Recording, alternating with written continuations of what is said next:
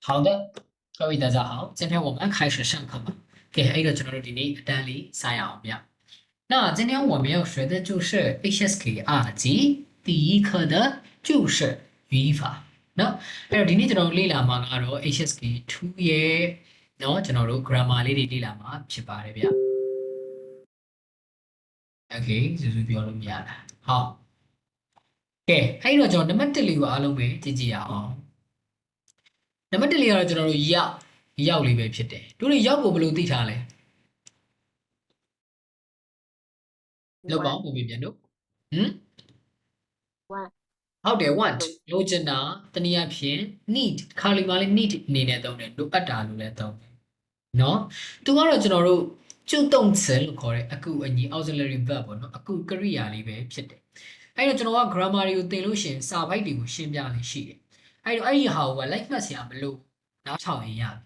เนาะကျွန်တော်စာပိုက်တွေကိုရှင်းပြလေးရှိအဲ့တော့ကြည့်ရအောင်用在动词层တဲ့ကျွန်တော်ရောက်ဆိုတဲ့ကောင်လေးကို动词层မြတ်ကျွန်တော်ကရိယာ verb တွေရဲ့အရှိမထားသုံးလေးရှိတယ်เนาะ表示ဖော်ပြပါတယ်တဲ့有这某事情的愿望တခုခုကိုလှုပ်ဖို့တစုံတရာကိုလှုပ်ဖို့ဆန္ဒရှိတယ်လှုပ်ချင်တယ်လို့ဖော်ပြတဲ့နေရာမှာကျွန်တော်တို့သုံးလို့ရပါတယ်โอเค那例如呢来你们读一下吧给ဖတ်ကြည့်ရအောင်晚饭要读来ဖတ်ကြည့်ပါ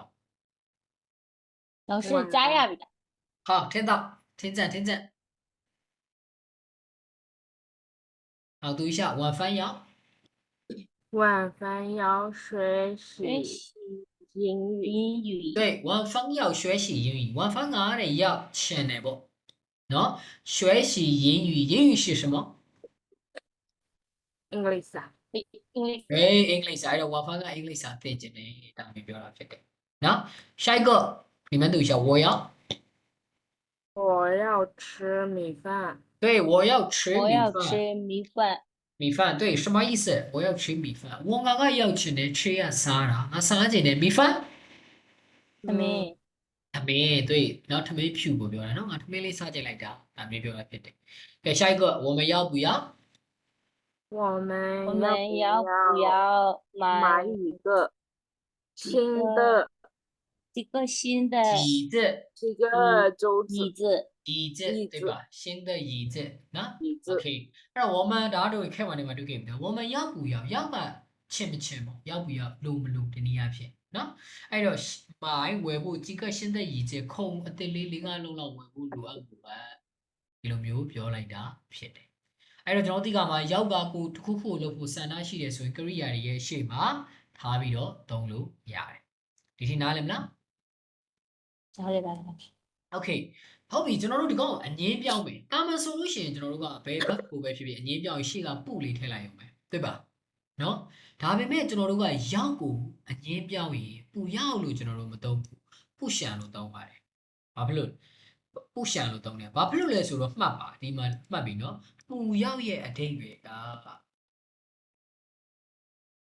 don't မလုံနဲ့လို့ပြောတာဖြစ်တယ်။မလုံချင်ဘူးလို့ပြောတာမဖြစ်ဘူး။မလုံနဲ့လို့ပြောတာဖြစ်တယ်။အဲ့တော့ပူရောက် plus verb လေးကိုလည်းတစ်ခါတည်းမှတ်မယ်။နော်။အဲ့တော့ပူရောက်ဆိုတာကတစုံတယောက်ကိုကျွန်တော်တို့ကဒါမလုံနဲ့ဟိုကမလုံနဲ့လို့တားမြစ်ချင်တဲ့အချိန်အမိန်ပေးချင်တဲ့အချိန်မှာသုံးပါတယ်။ဥပမာနေပူရောက်ချေမင်းမစားနဲ့နေပူရောက်ချွေမင်းမသွားနဲ့နော်နေပူရောက်ခတ်မင်းမကြည့်နဲ့ဒီလိုမျိုးကျွန်တော်တို့ပြောတာဖြစ်တယ်အဲ့တော့ကျွန်တော်တို့ကရောက်ကိုအငင်းပြောင်းခြင်းရင်မလုံချင်ဘူးလို့ပြောခြင်းကျွန်တော်တို့ကပူရှံလို့ပဲပြောတာအဲ့တော့ပူရောက်ကမလုံနဲ့လို့တားတဲ့နေရာမှာသုံးတယ်သူ့ရဲ့အဓိပ္ပာယ်ကအင်္ဂလိပ်လိုဆိုရင်ကျွန်တော်တို့ don't do not ပေါ့နော် don't လို့ပြောတယ် don't eat don't look ဒီလိုပုံစံမျိုးအဓိပ္ပာယ်ရပါတယ်အဲ့တော့မှတ်ကမှာရောက်ကိုအငင်းပြောင်းရင်ကျွန်တော်ဘာသုံးပြရမလဲပူရှံကိုသုံးပါမယ်နော်ပူရှံကိုသုံးပါမယ်မလုံချင်ဘူးဆိုတဲ့အဓိပ္ပာယ်ကဲ okay ဒီကကျွန်တော်ဖတ်ပြမယ်နော်ကျွန်တော်ဖတ်ပြမယ်အဲ့တော့ကိုမသိတဲ့စကားလို့ရှိရင်တစ်ခါနဲ့မှတ်ပါ第一是小王要去我不想去အဲ့မှာရှင်းရှင်းလေးပဲ小王要去小王ကတော့သွားခြင်းတယ်我不想去ငါကတော့မသွားခြင်းဘူးအဲ့ဒီမှာ我不要去ဆိုရင်ဒါအတိတ်ပဲမရှိငါမသွားနဲ့နော်ဒါဆိုအတိတ်ကိုမရှိ不想ကိုသုံးရမှာဖြစ်တယ်下一个ဆက်ကြည့်အောင်你要吃米饭吗？什么意思？你要吃米饭吗？你他们啥钱啊？啊，对，你要吃米饭吗？没他们စားကြလားတဲ့။အောက်ကရေးတာ B ပြောထားတာလေးဖတ်ကြည့်ပါအောင်အားလုံးပဲ။我不想吃米饭。对，我不想吃米饭，什么意思？他们啥钱啊？对，ငါထမင်းမစားကြဘူးလို့ပြောလိုက်တာဖြစ်တယ်တွေ့ပါနော်။ Okay အဲ့တော့ပူရောက်ကိုမသုံးမိစေနဲ့နော်။下一个ဆက်ကြည့်မယ်။我要去商店买椅子。我ငါက要去သွားခြင်းတယ်။商店စတိုးဆိုင်买椅子။အဲ့တော့ပြောရချင်တာက我要去商店买椅子။ငါစတိုးဆိုင်ကိုသွားပြီးတော့ထိုင်ကုန်ဝယ်ခြင်းတယ်လို့ပြောတာ။你去吗？မင်းသွားမှာလားနော်ပြီးရှောပြီးကပြောတယ်我不去ပါတယ်လေ不多不。ငါမသွားဘူး我不想买椅子看什么意思我အေးငါထိုင်ကုန်မဝယ်ခြင်းဘူးဒါမျိုးမျိုးလိုက်တာဖြစ်တယ် 他们多不？对爱跟我进不？对မှန်တယ်我看跟我进。对မှန်တယ်ဒီစုကနည်းနည်း latency ဖြစ် latency နည်းနည်းများနောက်ကျတယ်သူကဒါ okay ဟုတ်ပြီကဲအဲ့တော့အားလုံးပဲရောက်ရဲ့အသုံးပြုပုံလေးကိုနားလည်မလား Okay အဲ့တော့မေးရအောင်ကဲမမမြန်တို့ကိုကျွန်တော်ရေးမေးလိုက်မယ်မင်းဘာစားခြင်းလဲကျွန်တော်ရှော့你要什么是？吃什么ဘတ်ဘီမှာအောက်ကျလာမယ်လေရှော့ရှော့没关系ရှော့啊你要吃什么 Okay ငါထမင်းမစားခြင်းဘူး麻辣香锅စားခြင်းတယ်我要吃麻辣香锅，我不想吃米饭。好好 OK 现在是ကဲစူးစူးမင်းပဲသွားခြင်းလေ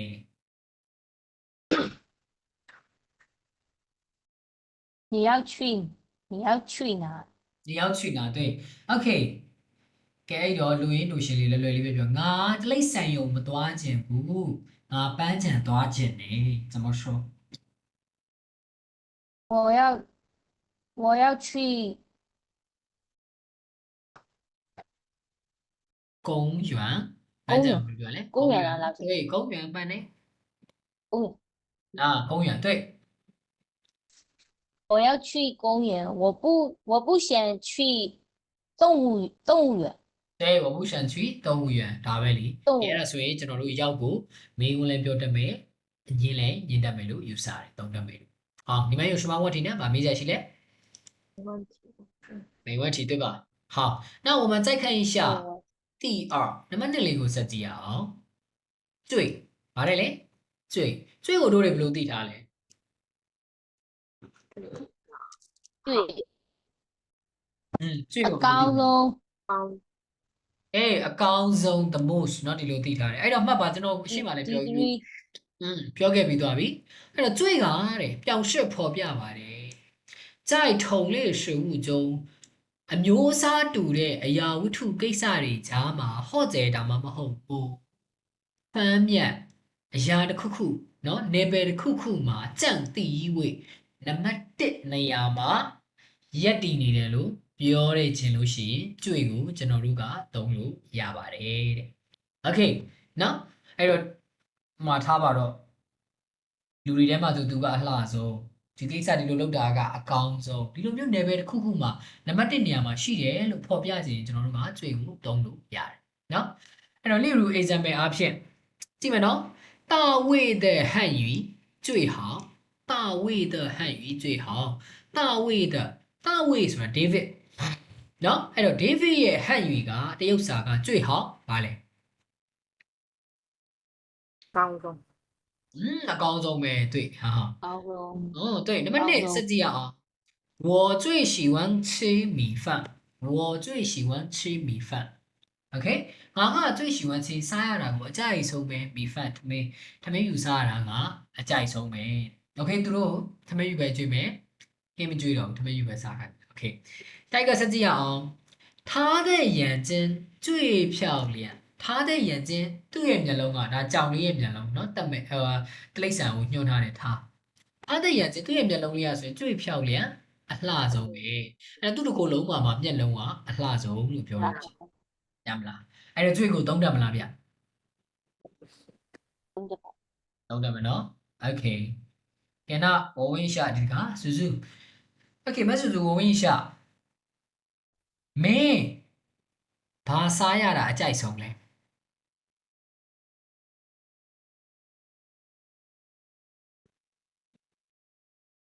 你说没你把啥呀吃什么？你吃什么吃饱？是不是နံပါတ်2ကို3နံပါတ်2ကို3နံပါတ်2မှာဘယ်လိုသုံးတာလဲ你最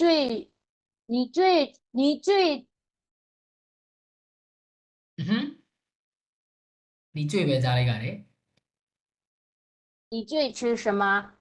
你最喜欢吃什么喜欢လေးထည့်အောင်လေမင်းဘာစားရတာအကြိုက်ဆုံးလဲလို့မေးတာ okay ကဲနောက်ဝဝင်းရှာစုစု你最喜欢吃什么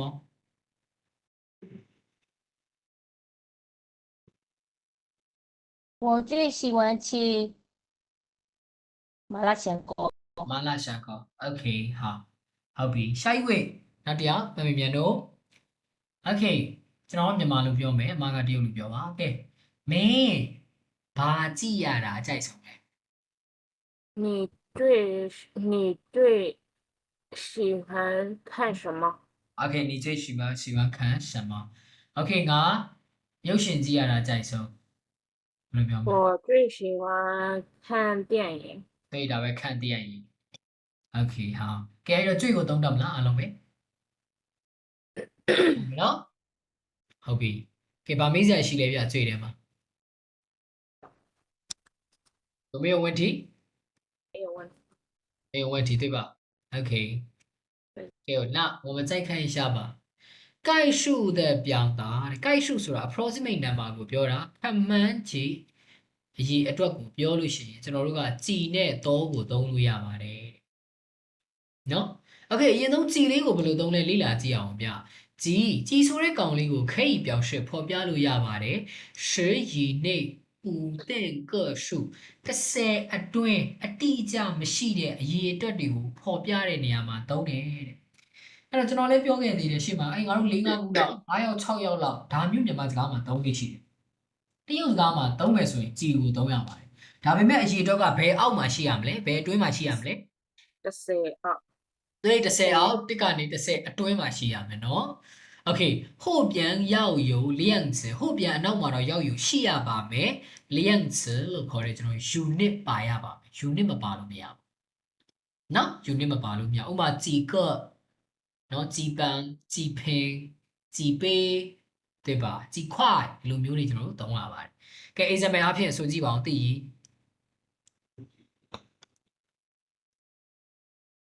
几个人？几个人အဲ့တော့几个人ဆိုတော့မြန်မာလိုဘာဖြစ်လောက်ပဲလဲ 就这样啊。一လူ 个လူ300ယောက် အေးလူ3 4 5ယောက်လောက်ပေါ့6ယောက်9ယောက်10ယောက်9ယောက်ထိလည်းဖြစ်နိုင်တယ်对吧ရမယ်နော် okay ဟာအဲ့တော့ဒီမှာကြည်ကမေးခွန်းမဟုတ်ဘူးနော်ကြည်ကရန်ဆိုပြီးတော့လူဘယ်နှယောက်လဲလို့ထင်မလွဲနဲ့နော်အဲ့တော့ကြည်ကို2မျိုးသုံးလို့ရတယ်ဆိုတော့မှတ်ထားပါတစ်ဖက်လူရဲ့ speaker ရဲ့စကားပြောဝင်ပြောနည်းကိုကျွန်တော်တို့အခြေခံပြီးတော့ခတ်မှန်းရပါအဲ့ရှားကြရမယ်နော်下一个第二ဖတ်ကြည့်ပါအောင်ကြည်基本一书本书。对基本书ဆိုတော့什么意思啊打欧到东林岛。哎零二五我上零二五 OK 好好下一个几个几个新的泰国一个新的旗子。椅子对吧椅子几个新的椅子အဲ့တော့ဗာပြောတာလေထိုင်ကုန်သစ်零阿龙啊，看ဟုတ် 红 ပဲလေ 色 ထိုင်ကုန်သစ်零၄၅လုံးလောက်ဒါမျိုးပြောတာဖြစ်တယ်မင်းပိုင်မောနားလည်မလားကြည်ကိုအသုံးပြုနိုင်မလား我明白。ရမယ်နော် Okay 那第一就是你来读一下那么1说几吧切山是什么？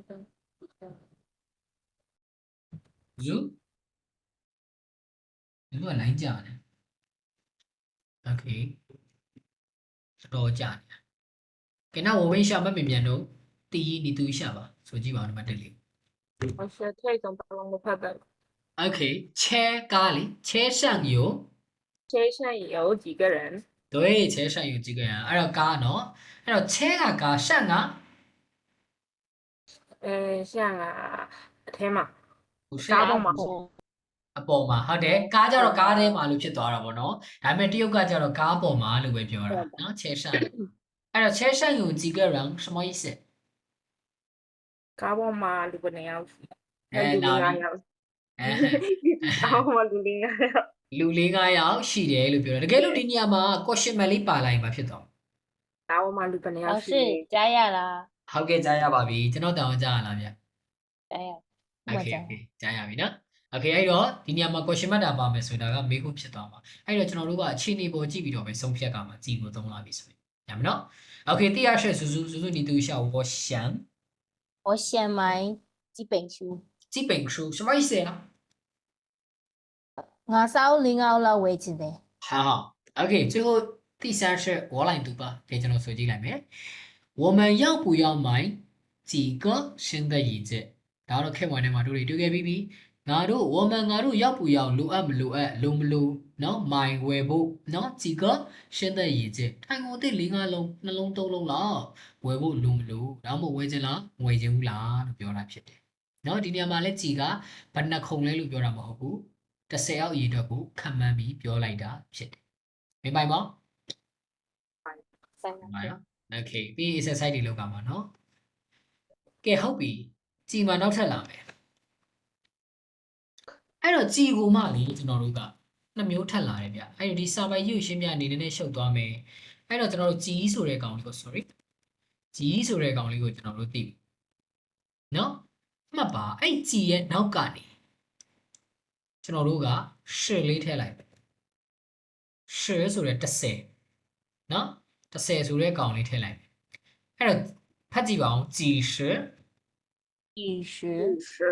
Okay ကြည်ရှယ်ကဲအဲ့တော့ဒါမေးခွန်းမဟုတ်ဘူးเนาะကြည်ရှယ်ဆိုတာကြည်နေရာမှာကျွန်တော်တို့ကတစ်ကနေ9ထိထည့်လို့ရတယ်对吧အဲ့တော့ကြည်ရှယ်လို့ပြောရင်အဲ့နေရာမှာခင်ဗျားတို့ထည့်ကြရင်20 20 30 40 50 60 70 80 90အဲ့တော့ဒီလိုမျိုးထည့်လိုက်မယ်ဆိုလို့ရှိရင်ကျွန်တော်တို့က20ကနေပြီးတော့ကျွန်တော်တို့90ကျော်ထိဖြစ်နိုင်သဘောပေါက်လားနားလေလားညမယ်နော်ခက်မှန်းပြောဆိုတာโอเคနောက်တစ်ခုဆက်ကြည့်မယ်နောက်ခုပြောင်းပြန်လှန်လိုက်မယ်ဘယ်လိုဖြစ်သွားမလဲ10级ပြောကြည့်ပါဦး十几โอเค10级ဆိုရင်လည်းစဉ်းစားကြည့်ဗျာ10က10အဲ့တော့ကြည်နေရာမှာတို့တွေဘာတွေထည့်လို့ရလဲ是一二3 4 5 6 7 8 9 九အဲ့တော့စဉ်းစားကြည့်လေ10级ဆိုတာ11 12 13 14 15 16 17 18 19အဲ့တော့10级ဆိုရင်မှတ်ပါ10ကနေ19အထိဖြစ်နိုင်တယ်ပြောချင်တာ20အတွင်းနားလည်မလားနားလည်မလားအားလုံးပဲ Okay နောက်အဲ့တော့ကြည်နေရာမှာကျွန်တော်တို့က1 to 9ကိုထည့်လိုက်တာဒီလိုပဲမှတ်ပါညမယ်နော် Okay ဒါလေးနားလည်တယ်ဆိုရင်ကျွန်တော်တစ်ချက်မေးကြည့်ရအောင်ကဲအရင်ဆုံးစုစု我问一下等一下哦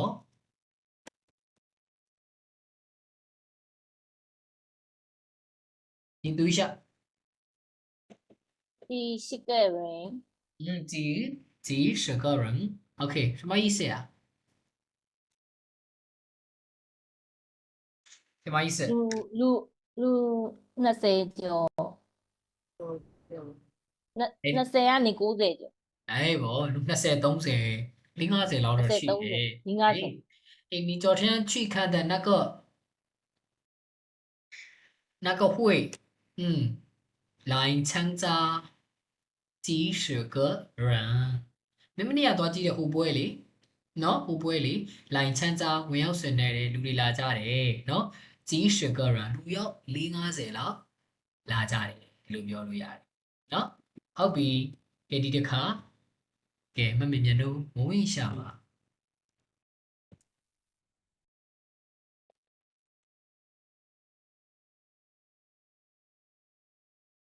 sorry 稍微等一下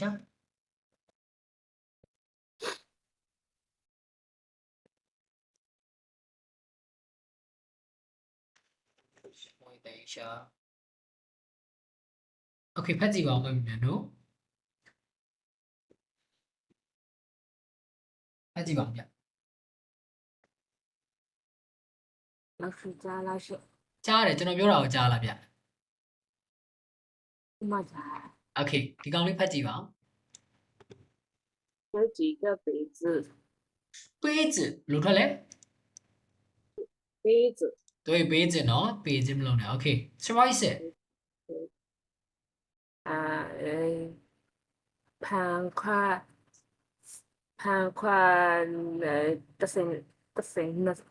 这些这些是古龙了 ပြောချင်တာခွက်14ခွက်ပေါ့ဟုတ်တယ်မလား14ခွက်လောက်ဒါမျိုးပြောတာခွက်ပေါင်း14ခွက်ဒါမျိုးပြောတာဖြစ်တယ်အဲ့တော့ကျွန်တော်တို့ကြည်ကိုသုံးတတ်မှာOkay တကယ်လို့များဒီကြည်နေရမှာOkay ထပ်လာအောင်မယ်နော်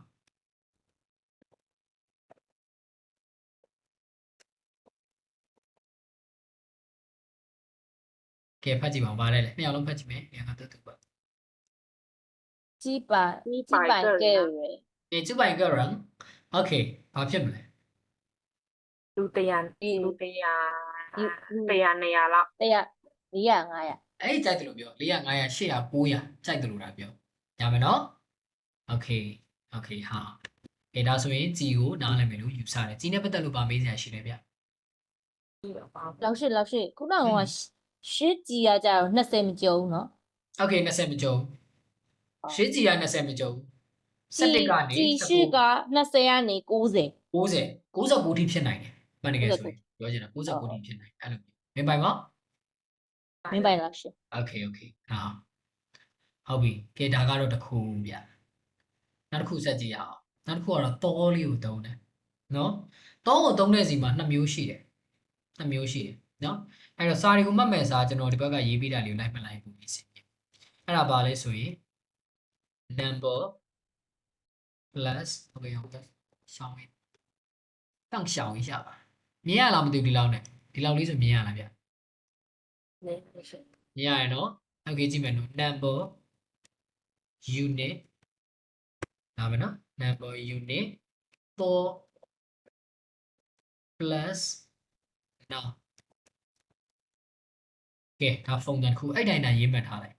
number ရဲ့အရေးအတွက်ရဲ့အရေးအတွက်နောက်က unit လိုက်မယ် unit နောက်ကကျွန်တော်တို့တောလေးလိုက်မယ်နော် unit နောက်ကတောလေးမယ်အဲ့နောက်ကကျွန်တော်တို့ noun လေးလိုက်မယ်နော် noun လေးလိုက်မယ်ဆိုရင်အဲ့ဒါကဘာကိုပြောလဲဆိုတော့ကျွန်တော်ကအဲ့ဒီအရေးအတွက်ကိုကြော်လွန်နေတယ်လို့ကျွန်တော်တို့အဓိပ္ပာယ်ရတယ်နော်ကြော်လွန်နေတယ်လို့အဓိပ္ပာယ်ရတယ်ဒါပေမဲ့သူကဘယ်လိုနေရာမှာသုံးလဲဆိုရင်30အောက်အရေးအတွက်တွေကိုပြောတဲ့နေရာမှာကျွန်တော်တို့သုံးတယ်30အောက်ရေးအတွက်တွေကိုကြော်လွန်နေတယ်လို့ပြောခြင်းကျွန်တော်တို့က number unit သော noun လိုမျိုးသုံးလေးရှိတယ်ပြောပြီနော်ဥပမာဘယ်လိုပြောလဲဆိုတော့၄-၅ယောက်ကြော်လို့ကွာဥပမာ2လ3လတော့ကြော်ပြီဒီလိုမျိုးပြောတဲ့စကားလေးတွေနော်3နာရီကြော်သွားပြီနော်5နှစ်ကြော်သွားပြီကွာဒီလိုမျိုးကျွန်တော်တို့ပြောချင်တဲ့အချိန်မှာ30အောက်အရေးအတွက်နော်30အောက်အရေးအတွက်ကိုကြော်သွားပါပြီလို့ပြောချင်တဲ့အချိန်ဆိုလို့ရှိရင် number unit သော noun ဒီ form တိုင်းပဲသွားတယ်မှတ်ထားမယ်နော် okay 2မျိုးရှိလို့နော်2မျိုးရှိလို့ကျွန်တော်ဒီလိုပြောနေတာဖြစ်တယ်နောက်တစ်ခုကြည့်မယ်နောက်တစ်ခုကကျတော့ number grammar တွေသင်စိတ်မညစ်နဲ့နော်စိတ်ညစ်နေဗျာစိတ်မညစ်နဲ့ ည နော် စ်ပါဦးလား တင်ရမှာ okay စိတ်မညစ်ပါနဲ့နောက်ဆိုရင်ပိုးဆိုးသွားမှာဟုတ်လား okay နောက်ဆိုရင်ပိုးဆိုးသွားမှာနော်နောက်တစ်ခုကကျတော့ number ဒီခါကျတော့တော့ကရှေ့ကိုရောက်ပါတယ် great တော့ plus unit နောက်ရောက်ပါတယ်ပြောင်းပြန်လှန်လိုက်တယ် unit plus now okay တကယ်လို့များနံပါတ်ရဲ့နောက်မှာတော့ unit ရဲ့အရှိကိုနံပါတ်လို့မလုပ်နဲ့ unit ရဲ့အရှိကိုကျွန်တော်တို့ကတော့ရောက်သွားပြီဆိုရင်အဲ့ဒါက30ထက်ကျော်တဲ့အရေးအတွက်တွေပို့လို့နေတယ်လို့ပြောခြင်းကျွန်တော်တို့က unit ရဲ့အရှိမှာတော့ကိုထည့်ပေးရမယ်နှစ်မျိုးအဲ့တော့ဒီအပေါ်ကကောင်လေးကကြော greater than sorry less than 10ကျွန်တော်တို့30ထက်နှိမ့်တဲ့အရေးအတွက်ဒီမှာပို့နေတယ်လို့ပြောခြင်းဒီ form လေးကိုသုံးတယ် number unit တော့နောက်30ထက်ကျော်တဲ့အရေးအတွက်တွေ မှာပိုနေပါတယ်လို့ပြောခြင်းပိုများပါတယ်လို့ပြောခြင်းတော့ကျွန်တော် number တော့ unit noun ကိုသုံးတယ်အဲ့တော့အောက်ကဟာကိုပြောရမယ်ဆိုရင်30ထက်ကျော်တယ်ဥပမာဆိုရင်ဘယ်လိုပြောမလဲဆိုတော့မင်းကွာဘယ်နှလားလောက်ရှိပြီလဲထားပါတော့အဲ့လိုပြောတယ်ထားတယ်အေး12လတော့ကျော်ပြီ12လကျော်ပြီကတော့ပြောလို့မရှိပါဘူး17လကျော်သွားပြီအဲဒီလိုမျိုးပြောလို့ရှိရင်ကျွန်တော်တို့က十一多个月ဒီလိုမျိုးသုံးတယ်十一个多月လို့မသုံးဘဲနဲ့十一多个月ဒီလိုမျိုးသုံးပါတယ်明白吗明白吗မမေးတယ်ရှိလဲ 明白。 Okay အဲ့တော့နည်းနည်းအစိမ့်သက်သက်ဖြစ်နေလိမ့်မယ် example လေးနဲ့လေ့လာကြည့်အောင်ကဲ大家读一下ဖတ်ကြည့်ပါဦး三个三个三个多ရတဲ့ဘက်ကိုဘယ်လိုပြောလဲ 星期啊三个多星期什么意思呀东北东北东北九九သုံးဘက်ကျော်ပြီလို့ပြောတာလေးဘက်ထဲကိုရောက်တာအဲ့တော့ဒီမှာစမ်းဆိုတာ10ရောက်ရေအတွက်မဟုတ်ဘူးလားအဲ့အတွက်ကြောင့်မလို့ကျွန်တော်တို့ကတောကိုဘယ်နောက်မှာထားရလဲ unit ရဲ့ 你 အနောက်မှာထားရတယ် Okay 7 minute နေလို့ရှိရင် meeting ပြုတ်ကြသွားလိမ့်မယ်အဲ့ကြရင်ပြန် join မယ်နော်နောက်တစ်ခုစပ်ဖတ်ကြည့်ပါဦး5年5年多多5年多什么意思呀哪哪里里九九9နှစ်ကျော်ကဲ9နှစ်ဆိုတော့10ရောက်ရေအတွက်ဒါပဲ下一个六个六多个月多月对6个多月什么意思超了九九超了九对ဒါပဲ6လကျော်ကဲအောက်ကဟာလေးစပ်ဖတ်ကြည့်အောင်是的是10多个多个月月什么意思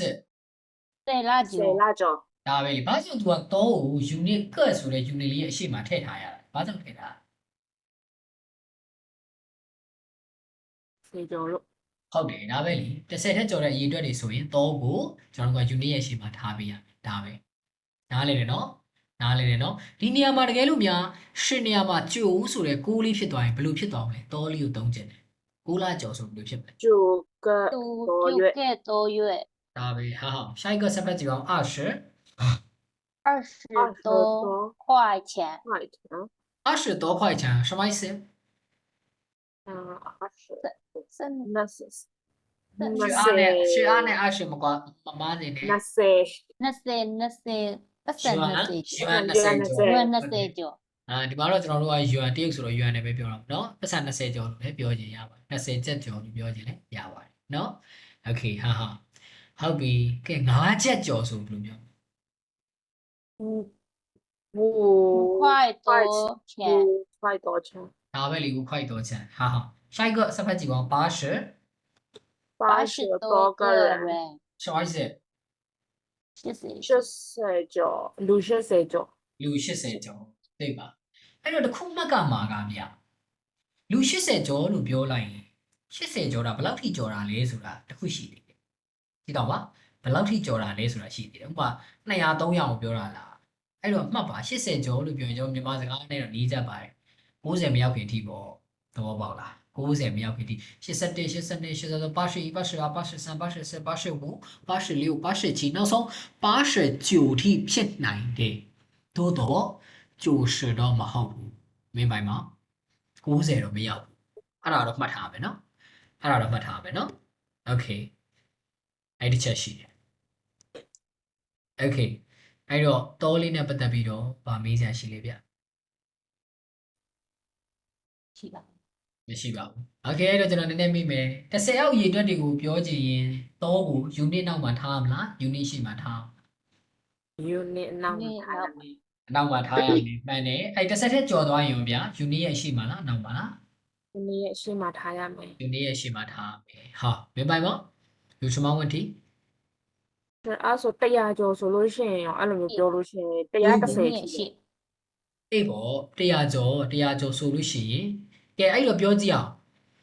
လူရောက်100ကျော်ဆိုဘယ်လိုပြောမလဲ100多个人100多个人然100多个人ဒါပေမဲ့လူရောက်100ကျော်လို့ပြောရင်သူကကျတော့ရာခဏဖြစ်သွားပြီ对吧ပိုင်စုဖြစ်သွားပြီရာခဏရေတွဲဖြစ်တဲ့အတွက်ကြောင့်သူက200မရောက်ခင်ထိတက်ရောက်တယ်သဘောပေါက်လားအဲ့လိုမျိုးဖြစ်သွားတယ်明白吗明白了明白哦ဟာโอเคအဲ့တော့100多လို့ပြောလိုက်100ကျော်လို့ပြောတဲ့အတွက်ကြောင့်မလို့200အထိရော200တော့မကျော်ဘူးကွာပြောချင်တာ100ကနေ 不是古要记တွေ့100ကနေ200အတွင်းမှာရှိဒီလိုမျိုးသုံးလို့ရတယ်ဟိုမြန်မာစကားနဲ့အရင်နီးစက်တယ်ရမယ်နော်或者老師တစ်ထောင်ဆိုလို့ရှိရင်啊，嗯，တစ်对，你说，ထောင်ဆိုလို့ရှိရင်တစ်嗯，ထောင်30ဆိုလို့ရှိရင်80ကနေဆို89ထိ好的， 30ဝန်းကျင်ပဲသူ့ရဲ့100သူ့ရဲ့ ထိ ရှေ့ ထော ဆုံး င် က ဆို အ လို့ ကြီး ရှိရင် မှန် ထော တ င် ယ် ထိ 1000ဥမာ1000ကျော်လို့ပြောရင်တော့2000ကျော်နိုင်ပြီလား 999ထိ 2000ကျော်နိုင်ပြီလားမကျော်တော့ဘူး对吧1999ထိဖြစ်နိုင်တယ် ဟုတ်ပါ အဲ့ဒါမလို့လေကျွန်တော်တို့ကကိုက်ရှုလို့ခေါ်တာ approximate နဲ့မှာခန့်မှန်းပြီးပြောတာအတိအကျတော့မရှိဘူးအဲ့ဒီဟာတစ်ခုခုဖြစ်နိုင်တယ်မင်းပိုင်မ Okay 2000ကျော်ဆိုရင်ရော 2000ကျော်ဆိုလို့ရှိရင် ဘယ်လိုပြောမလဲ2000ကျော် 2000面2000 2万 ချမ်းက2万ထောင်ဝန်းရှိတယ်အောက်ဝန်း 对အောက်ဝတော့ 2ဝန်း 2 连万 万 လည်း 多 ရတယ် 个 连 人 万လည်းရတယ်နော်连万လည်းရတယ်နော်ကြိုက်တာ 2 连万 万 တော့ 多个 အောက် 人 ဝတော့ကြိုက်တယ်လို့ပြောနော်2000ကျော်လို့ပြောတာအဲ2000ကျော်ဆိုတာ2000 3000တော့မကျော်ဘူးကွာ3000တွင်းတော့ဖြစ်နိုင်တယ်ဒါမျိုးပြောတာဖြစ်မင်းပိုင်မ ပိုက်တော့လား မင်းပိုင်နော် Okay ဟုတ်ပြီဗျအဲ့တော့ကဲကျွန်တော် grammar လေးတွေပြီးသွားပြီပါမေးစရာရှိတယ် တော့ ဟင် 没有问题的 မေးဝင်ထင်ပါ Okay အရန်လွယ်တယ်တွေ့ပါအရန်လွယ်တယ်နော်ဘာဖြစ်လို့ဆိုတော့ဒါတွေလေးလာပြီးသားဒီမှာ已经学的对吧ဒီမှာ已经学过了လေးလာပြီးသားဟာတွေလေနော်ဟုတ်ပြီဟောရှောင်းပြโอเคအဲ့တော့ကျွန်တော်တို့က grammar လေးတွေလေးလာပြီးသွားပြီဒီကောင်တွေကတော့ကျွန်တော်တို့ကစာပိုက်ထဲကဟာတွေကိုပြန်ပြီးတာအဲ့ဒီအတွက်ကြောင့်မို့ကျွန်တော် skip လိုက်ပြီမကြော်ထပ်ပြီးတော့မသွားတော့ဒီစာပိုက်တွေကိုပဲပြန်ဖတ်နေရမှာဆိုနော်အချိန်ကုန်တယ်အရေးကြီးတဲ့ဟာလေးတွေသွားရအောင်ဗျကဲကြည့်အောင် pronunciation ယူရင်သူ့ရဲ့ကျွန်တော်တို့အတန်အတွက်တွေနော်အဲ့တော့双音节词语重音အဲ့တော့အတန်နှစ်တန်ထွက်တဲ့စကားလုံးတွေမှာ stress လောက်ကမှာ stress လောက်ကမှာဆိုကျွန်တော်ဖိပြီးတော့ဆိုရမှာအချိန်အားဖြင့်နည်းနည်းလေးပိုရှိတယ်နော်အဲ့လိုမျိုးဆိုရမယ့်ဟာလေးတွေဒါလေးတွေကိုကျွန်တော်တို့အရင်ဆုံးလေ့လာကြည့်အောင်ကဲပထမဆုံးကြည့်ပါအောင်ဒီအောက်မှာစာရွက်လေးတွေဒီစကားလုံးတွေအောက်မှာအနေဆက်လေးတွေခြာထားတယ်နော်အဲ့ဒီကောင်လေးနေရာမှာကျွန်တော်တို့ကအတန်ဆွဲပေးရမယ်ရမယ်နော်โอเคကဲလိုက်မမြင်မြန်တို့နီးရှမ်းလိုက်သူရှာပါတော့အရင်ဆုံးဆိုကြည့်အောင်第一个这个冰箱对冰箱下一位嘟嘟帮忙对下一位打扰不是3လာရင်2 3တန်ပြောင်းရမယ်မြင်တဲ့ဖတ်တာတက်ထုံတစ်ခုရှင်းလာပြီဆိုရင်ရှေ့ကတက်ထုံကိုကျွန်တော်တို့ကစက္ကန့်ထုံပြောင်းပြီးတော့ဆိုရမယ်အဲ့ဒါဘယ်လိုဖြစ်သွားလဲတာရော 打扰我说嘞打扰对打扰 OK 下一位高兴对下一位旅游下一位可能对下一位开始对下一位考试对好好冰箱冰啊一个箱啊对的冰箱一个对的版本什么意思诶版本一下版本一下ကူညီတာဘာလို့လဲလဲကူညီတာเนาะပန်းပန်ကြီးရှာဆိုကူညီပါဦးတခါတလေကျွန်တော်တို့မတိုင်ဘူးဗျဘေးနာလူတဲ့ဝိုင်းတဲ့ခိုင်းနေတာပေါ့နော်ပန်းပန်ကြီးရှာဒီလိုမျိုးပြောတာအေးဒီပန်းကမန်မန်ကလှုပ်ရှုပ်တာလေပန်းကကူညီတာပန်းတစ်လုံးရဲ့အဓိပ္ပာယ်ကူညီတာအဲ့တော့သူများတွေကကျွန်တော်တို့ကူညီပြီဆိုသူတို့ဘာဖြစ်သွားလဲလှုပ်ရှုပ်သွားတယ်လေမဟုတ်ဘူးလားဘလို့ပန်းပန်နော်ရှိုက်ကတာရောကကျတော့နှောက်ရှက်တာအဲ့တော့တရုတ်တွေကအရန်ရင်ကျေးမှုရှိတယ်မနှောက်ယှက်ခင်မှာသူတို့ကနှောက်ယှက်ပြရစီဆိုပြီးတော့ခွင့်ရင်တောင်းတယ်ဥပမာထားမှာတော့ဇူဇူတို့မမမြန်တို့ဇူဇူတို့မမမြန်တို့ကအလုပ်တစ်ခုလုပ်နေတယ်ကျွန်တော်ကစကားတစ်ခုဖြစ်ပြောခြင်းတယ်အဲ့ချိန်မှာကျွန်တော်ကအားတော်ကြီးရှာရောအားတော်ကြီးရှာနှောက်ယှက်ပြရစီလို့ပြောတာပြီးတော့မှနှောက်ယှက်တော့တာပဲနော်ဟောဘာလေးလုပ်ပေးပါဦးဘာညာလေးလုပ်ပေးပါဦးဒီလိုပြောတာ下一个就是高兴高兴的意思是什么是玩大了，对吧？玩大了，no？ OK，正面你很高兴，认识你很高兴，正面你很高兴啊！明天对呀，这个玩到这个 nice to meet you，对吧？No？OK，认识你很高兴，认识个地砖呢，明天对呀，这个玩大的，咱们表了，no？下一个旅游什么意思？低低端的可能ဖြစ်နိုင်တယ်对ဖြစ်ကောင်းဖြစ်နိုင်တာ maybe ပေါ့ maybe အဲ့တော့ပြောကြည့်အောင်今天苏苏没来上课为什么ဒီနေ့စုစုတန်းလာမတက်ဘူးဝိရှမဘာကြောင့်လဲအဲ့တော့ကျွန်တော်က तू ဘာလို့မတက်လဲတော့မသိဘူးဒါပေမဲ့ तू နေမကောင်းနေတာနဲ့တူတယ်老师可能他生病了他可能生病了再读一遍နော်可能他生病了他可能生病了ဗါလေ तू နေမကောင်းဖြစ်နေတာနဲ့တူတယ်ဖြစ်ချင်လည်းဖြစ်မှာမဖြစ်ချင်လည်းမဖြစ်ဘူးနော်အိတ်နေတာလည်းဖြစ်မှာပေါ့ဟုတ်တယ်မလားနော်ဒီလိုမျိုးပြောတာဖြစ်တယ်နော်下一个就是开始开始的意思是什么沙等စတင်嘛对吧我就是说我们开始上课吧ကျွန်တော်တို့အတန်းလေးစလိုက်ရအောင်下一个就是考试法律杯方面စာမေးပွဲเนาะသူ့ buff အနေနဲ့ဆိုစာမွေးဖြည့်သည်လို့အဓိပ္ပာယ်ရတယ်။ညာမယ်နော်။စာမွေးဖြည့်သည်လို့ရတယ်။သူက noun အနေနဲ့ buff အနေနဲ့နှစ်ခုစလုံးသုံးလို့ရတယ်။ Okay ။ရှိုက်ကစကြည့်အောင်ဗျာ။ကဲဒီကအဲ့တိုင်းပဲเนาะကျွန်တော်တို့ဒီအနီးစပ်လေးတွေရဲ့အောက်မှာ strut လေးတွေအတောင်ဖိပြီးဆိုမယ်။ကဲ现在是မမေမြန်တို့东西东西လို့ထက်လဲ东西下一位川湖下一位萝卜对下一位石湖时候时候然后对时候下一位张彤奖头对奖头下一位门你们下一位高速告诉下一位故事故事 OK 好东西什么意思东西这一些ပစ္စည်းเนาะတစ်ခါတလေမှာလူတစ်ယောက်ကကိုရုပ်တရက်ကြည့်တာဟဲ့什么东西อ่ะဘာလဲပေါ့ရှော့ရှင်းတာဘာပစ္စည်းလဲတော့ဘာလဲပေါ့ဒီကောင်ကဒီလိုမျိုးပြောလို့ရတယ်เนาะ有很多东西吃的东西我们穿的东西对吧เนาะစားတဲ့ဟာတွေเนาะကျွန်တော်တို့ဝတ်တဲ့ဟာတွေဒါမျိုးပြောလို့ရတယ်下一个窗户我窗户မှတ်ပါမသိမှတ်မယ် window ပရင်ပေါက်那个把那个窗户关一下ဟိုပရင်ပေါက်လေးပိတ်လိုက်စမ်းကွာ关一下နော်ဖွင့်တာကြတော့ဘယ်လိုပြောလဲ开门开门对အဲ့တော့ပရင်ပေါက်ဖွင့်ဆိုဘယ်လိုပြောမလဲမန်ကကြတော့ဒိုးကိုပြောတာဒိုးကိုပြောတာအဲ့တော့ပရင်ပေါက်ဖွင့်ဆိုရင်开开窗开开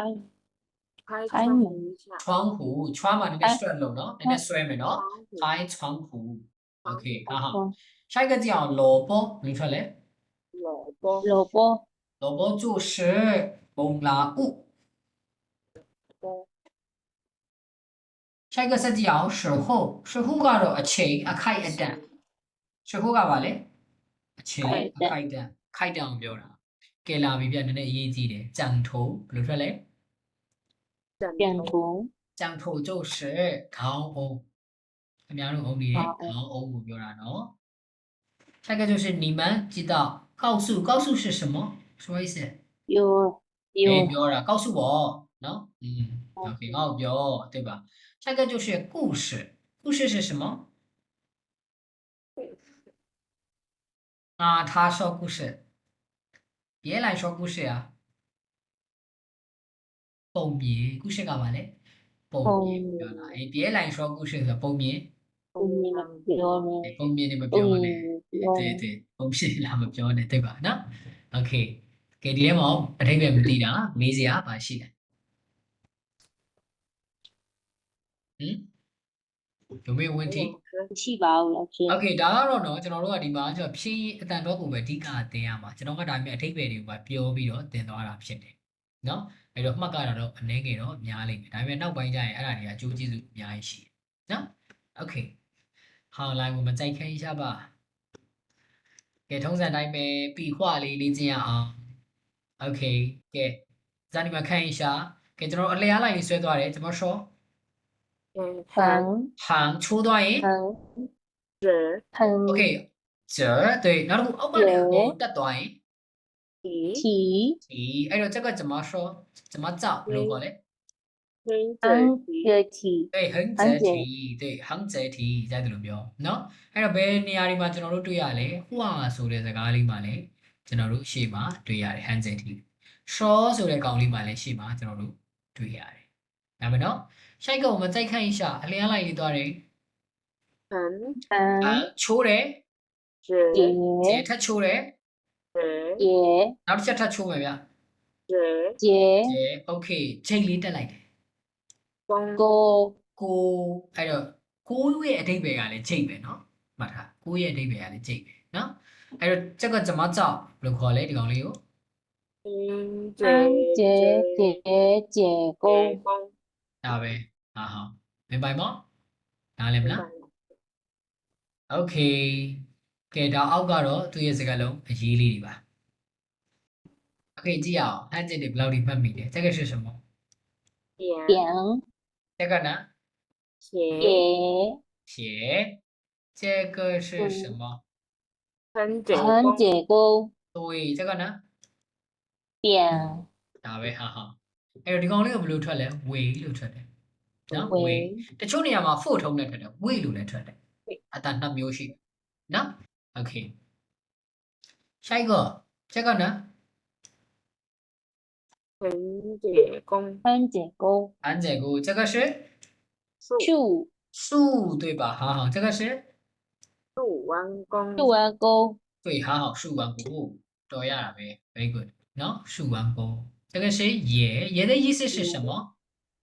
也雷雷level 对吧 level okay also two 好好ကဲတကယ်ရေးကြည့်ရလာပါပြီဗျာကြည့်ရအောင်现在是偏盘 radical လေးတွေပါဗျစကားလုံးအစိပ်ပိုင်းလေးတွေဖြစ်တယ်အဲ့တော့အားလုံးပဲကြည့်အောင်ပထမဆုံးကျွန်တော်တို့တွေ့တဲ့ကောင်လေးကို one จิต盘ခေါ်တယ်ဘယ်လိုခေါ်လဲ 丸子盘အဲ့တော့ one จิต盘ကဘာနဲ့သက်ဆိုင်လဲဒီကောင်လေးပါလာပြီဆိုရင်ဘာနဲ့သက်ဆိုင်လဲဆိုသူကကျွန်တော်တို့ကရွေ有关系သူကကြောက်စိမ့်နေ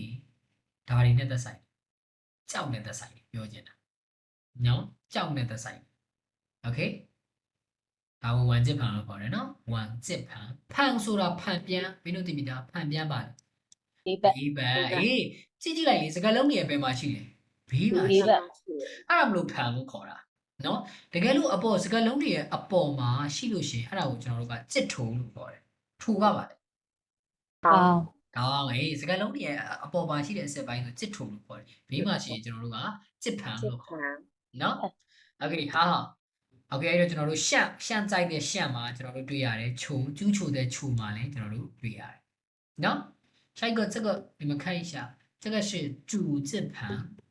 怎么说嘞主字盘主我们已经知道的主就是吃的အဲ့တော့主ကကျွန်တော်ခြေထောက်တွေနဲ့သက်ဆိုင်တဲ့နေရာမှာစကားလုံးတွေမှာတွေ့ရတယ်အဲ့တော့ဒီမှာကြည့်ပါဦးဗျာဗါတဲ့လေဖတ်ကြည့်ပါဦး宝跑跑好ဘာလို့လဲလဲ低的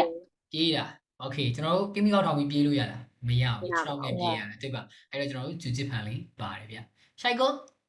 踢ထီကန်တာကျွန်တော်ဗာနဲ့ကန်လဲ 枪တော တော င်း င်း နဲ့ နဲ့ကန်တာ对吧โอเคရမလားနားလည်မလားရပါတော့ဟုတ်ပြီ还有什么呢ကဲလာပြီဗျ speaking 刷完活动နှစ်ယောက်တစ်ဖွဲ့နော်လျောက်ရည်ကျူတဲ့နှစ်ယောက်တစ်ဖွဲ့တဲ့ရှင်ဝတ်မေးပါ对方အခြားတစ်ဖက်ရဲ့ရှီဟောက်စိုက်နဲ့တက်တဲ့ဟာတွေရှီကွအလေးကျင့်တွေကိုမေးပါ互相了解အချင်းချင်းနားလည်အောင်လုပ်ပါ对方အခြားတစ်ဖက်ကိုအချင်းချင်းနားလည်အောင်လုပ်ပါပဲ OK 现在叔叔是 A 妹妹都是 B 来你们俩说一说叔叔你先开口吧你最喜欢吃什么？最不喜欢吃什么？我最喜欢吃麻辣香锅，我不喜欢吃米饭，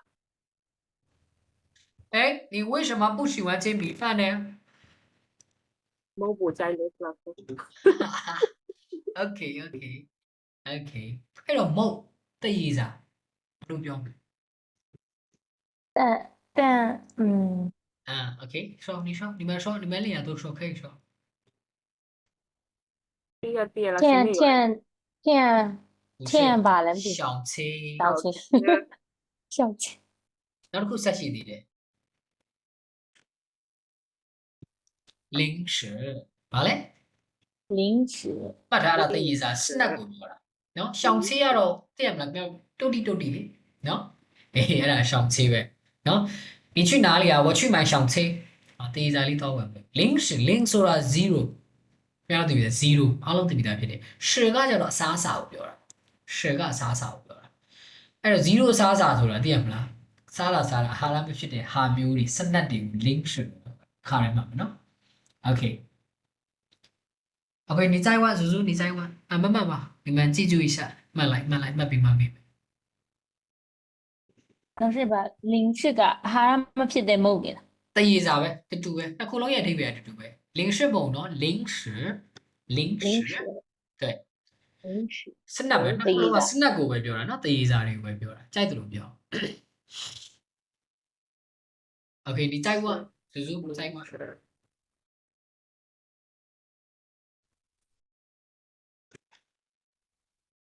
叔叔看妹妹，你最喜欢什么运动？我那就看明明。好的嘞，你最喜欢什么运动？你们面读，你最喜欢什么运动？我最喜欢游泳。游泳。OK，好，现在白米面读，你问，白叔叔，你回答。你最喜欢吃什么？最不喜欢吃什么？我最喜欢吃辣的菜。嗯哼。我最不喜欢吃面包。面包，OK，OK，那我问一下子子，你为什么不喜欢吃面包？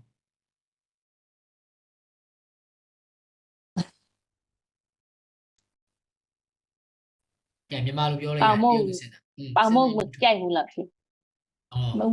就是不喜欢面包的就是不喜欢吃不喜面包欢吃面包အဲ့တော့လေဒီလိုပဲဖြစ်တယ်ဆိုလို့ရှိရင်ရှေ့က就是လေးထည့်မယ်ပြော对啦就是ကိုထည့်ပြောရနော် OK 好那再问慢慢面你再问吧你最喜欢什么运动？我最喜欢打篮球。打篮球哦好打篮球 OK 现在呢我问你们俩下面的吧 OK 我问一下叔叔你最喜欢看哪个电影我最喜欢看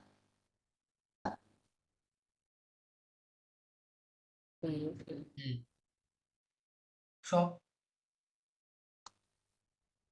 我最老喜欢看师对Korea 咖喱韩看韩国电影对韩国我电影最喜欢看韩国电影 OK ไม่เมียนนู我也喜欢看电影。你也喜韩欢看国电影。韩国电影 OK 没เมียนนู我再问一下那你最喜欢去哪儿旅游我最喜欢去嗯岛基旅游。岛级旅游 OK 好你最喜欢你为什么喜欢去岛尼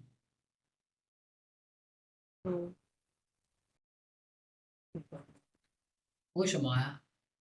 那雷说咋的你去了电视了喂还别了咋的你去了电视了还好还有你可以说啥地名我也名爸爸老家你ပြောလဲ老家岛基是我的老家我的老家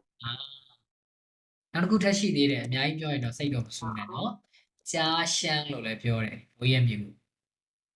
hometownကို家乡လို့လည်းပြောတယ်ရမယ်နော်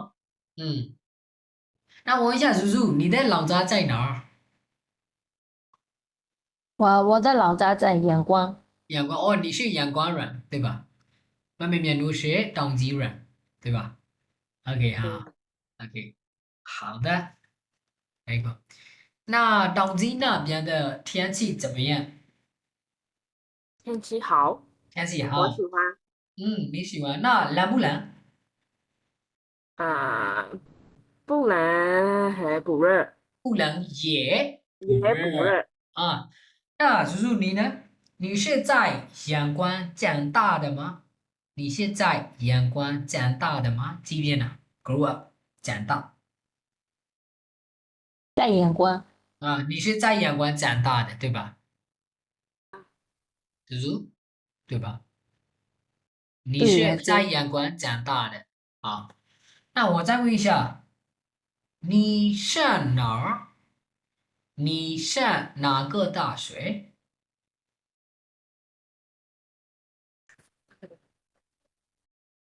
大学，大学哦，大学教了老师，那个，OK，读，那个读对对，大学。那个读啊，不马来路米，你上哪个ဆိုတာပဲဟာ大学ကတက္ကသိုလ်没别的给这个读，对给这个读的嘞。对老師，腦板這個讀得的，那怎腦板么说那怎被么说被東西东西嘛西吧嘞東西西邊大學 OK 那不是西边西方လို့တောင်းပါမှာ西方西方เนาะပြန်လဲတုံးလို့ရတယ်မှန်တယ်ဒါပေမဲ့အဲ့လိုနောက်တိုင်းတက္ကသိုလ်ဆိုလို့ရှိရင် WYU ပေါ့对吧ဟုတ်တယ်နော် OK နောက်တိုင်းတက္ကသိုလ်ဆိုလို့ရှိရင်ကျွန်တော်西方大学你这样可以说เนาะဒီလိုပြောလို့ရတယ်နော် OK ဟာ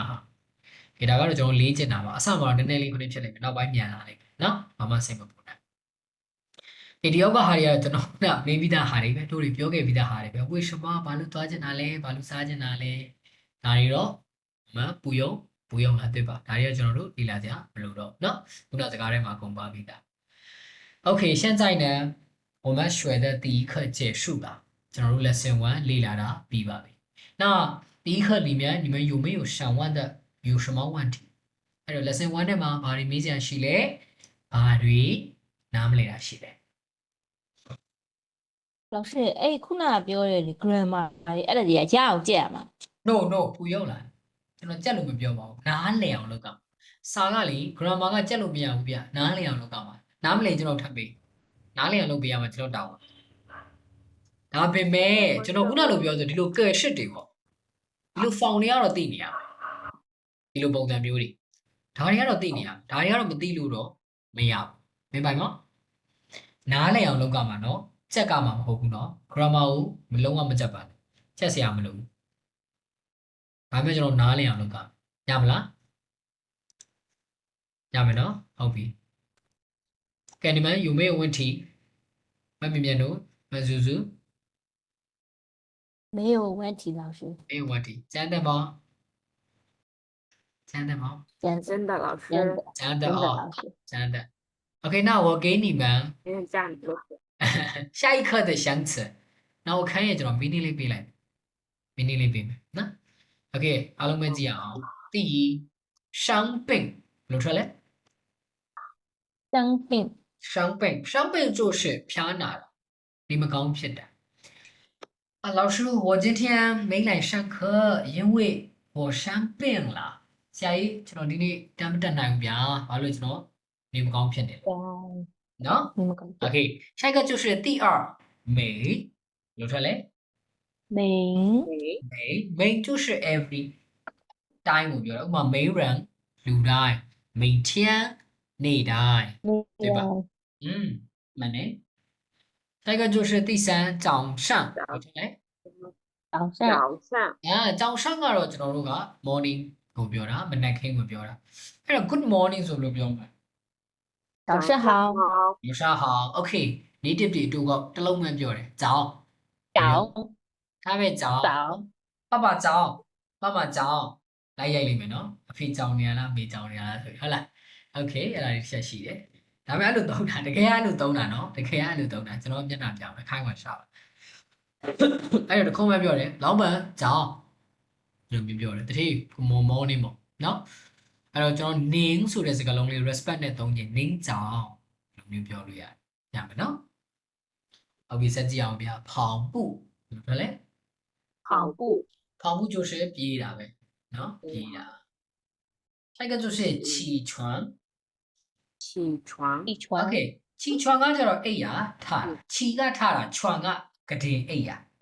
ခြီခြွန်အိယာထားတယ် Okay လိုင်းကောင်းတော့သူပါကျွန်တော်တို့လိုက်ဆိုကြအောင်ရှမ်းပင် 生生病ရှမ်းပင် 生病病， ဒီမှာ也可以说生病对吧生病 နော်စိုက်တယ်လို့ထွန်းနော်လွတ်လပ်စွာထွက်လို့ရတယ်ကျွန်တော်တောင်းဒါပေမဲ့ကျွန်တော်ကတော့မြောက်ပိုင်းလေးတန်းနဲ့သားကြတယ်ရှမ်းပင်နော် Okay 美美美美美美早上早上早上早早上上跑步跑步跑步跑跑步步，起床起起床床起床起起床床， Okay 来叔叔你来读一下生病美早上跑步起床 Okay 下一位啊对啊生病美早上跑步起床， OK 好好那我问一下叔叔你几点起床我7点起床好妹妹面说你呢你几点起床我8点起床， 8点起床哎呀喂那我再问一下OK 妹妹面说你几点上班我9点上班， 9点上班那来得及吗你不迟到工作吗迟到နောက်ကြတာလေအလုံးနောက်မကြောက်လား不迟到对吧好没关系那叔叔我再问一下你几点睡觉我几点睡觉我12点睡觉哦12点睡觉太晚了 OK 那妹妹面你呢你几点睡觉我也12点12点睡睡觉觉那就刚刚好嘛你们睡了12点到8点7点对吧那你们的休息时间是睡觉时间是8个小时7个小时အဲ့တော့12နာရီကနေ9နာရီအိတ်တယ်12နာရီကနေ10နာရီအိတ်တယ်အဲ့တော့အိတ်ချိန်တွေက8个小时10နာရီလည်းဖြစ်နိုင်10နာရီလည်းဖြစ်တယ်7个小时9နာရီလည်းဖြစ်တယ်โอเคဒါမျိုးပြောကြည့်လားနာ对相体好好对吧ကျမ်းမာရေးအတွက်အရင်ကောင်းโอเค最重要的是身体အရေးကြီးဆုံးကကျမ်းမာရေးပဲနော်โอเคဟုတ်ပြီဒီလိုမျိုး speaking လေးတွေလေ့လာတာပြန်ပြီးတော့နှွေးတာပါနော်โอเค下一个ဆက်ကြည့်အောင်要就是 C နော်နောက်က dress ဆိုလို့မူရစေးမလုံးနဲ့နော် okay ဟုတ်ပြီ C ကိုပြောတာဖြစ်တယ်那 C 到底怎么说呢吃吃药药对答是吃药好 OK 下一个第七身体身体是ခန္ဓာကိုယ်ကျန်းမာရေးနေမကောင်းဘူးဆိုဘယ်လိုပြောလဲ我的身体身体不好，身体不好နော် OK 下一个就是出院ဘယ်လိုထွက်လဲ出院出ကထွက်တာရွက်ကဘယ်ကလာလဲဆို医院ကလာတာ医院是什么只有အဲ့တော့出院ဆိုတော့只有啊你出来吧ဆေးရုံဆင်းမှာထွက်ပါတယ်ဆေးရုံဆင်းတာ Okay ဆေးရုံဆင်းတာအဲ့တော့ဆေးရုံတက်တာဘယ်လိုပြောလဲ下ဆေးရုံတက်တယ်နေမကောင်းလို့ဆေးရုံတက်ကြတယ်မှတ်ပါကဲဖတ်ကြည့်ပါဦးပါတယ်住院对ကျူကဘာလုပ်တာလဲနေကျူဆိုင်တာ你呀နေတာအဲ့တော့ဆေးရုံမှာနေရဆိုတော့ကျွန်တော်ဘာဖြစ်တာလဲဆေးရုံ 住院ဆေးရုံတက်တာ只有的ရမနော် Okay ဟာ Okay 下一个ဆက်ကြည့်အောင်出出出ကအပြင်သွားတာထွက်တာရမယ်နော်出ကထွက်တာကိုပြောတာဖြစ်တယ် Okay သူအပြင်ထွက်သွားတယ်ဆိုဘယ်လိုပြောမလဲ他出了他出去对他出去了他出去了他出去了နောက်တစ်ခုပြောလို့ရတယ်他出门了ဘယ်လိုပြောလဲ他出门了，မှန်ကပါလေ တကားပေါက်တကားပေါက်对吧เนาะအဲ့ဒီမှန်ကိုပြောတာเนาะအဲ့တော့အပြင်ထွက်တယ်ဆိုရင်ကျွန်တော်ချူမန်လို့လည်းပြောတယ်ဒီကောင်အိမ်ကနေထွက်သွားတယ်ဒါမျိုးချူမန်ပြောလို့ရတယ်เนาะโอเค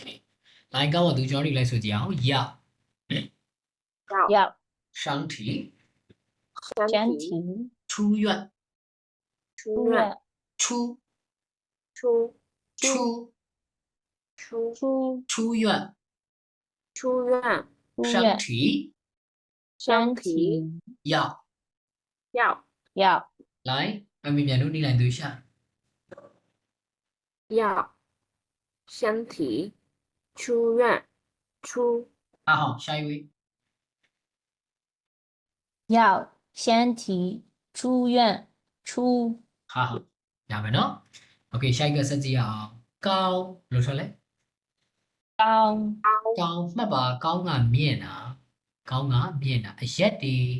အပေါ်အမြင့်တွေတိုင်းရင်ကျွန်တော်ကောင်းတယ်ပြောတယ်နော်ကောင်းတယ်ပြောတာအဲ့တော့ပူတာတို့ဘယ်လိုပြောမလဲခါတဲ့မှတ်ကောင်အရက်ပူတယ်ဆိုရင်ကျွန်တော်က I လို့သုံးတယ်ဘယ်လိုသုံးလဲ 矮矮 I ကျွန်တော်အရက်ကိုဘယ်လိုပြောလဲကြည့်တော့မမှတ်ကောင်个子ဘယ်လိုထွက်လဲ个子个子个个子子နော်အဲ့တော့ကဲ့ကျဆိုတာကျွန်တော်တို့ height ကိုပြောတာအရက်ကိုပြောတာဖြစ်နော်他的个子很高ဘာပြောတာလဲ也面အရန်မြင့်နေဒါမျိုးပြောတာဖြစ်တယ်နော်โอเคဟာရှိုက်ကဆက်ကြည့်ရအောင်မီ米မီ就是မီတာကိုပြောတာ1မီတာ2မီတာ3မီတာနော်1မီ2မီ3မီနော်โอเคအဲ့တော့ကီလိုမီတာကိုဘယ်လိုပြောမလဲစဉ်းစားကြရရှိတာတော့ပေါ့နော် km ကီလိုမီတာကိုပြောမယ်ဆိုရင်ကျွန်တော်တို့မှတ်ပါ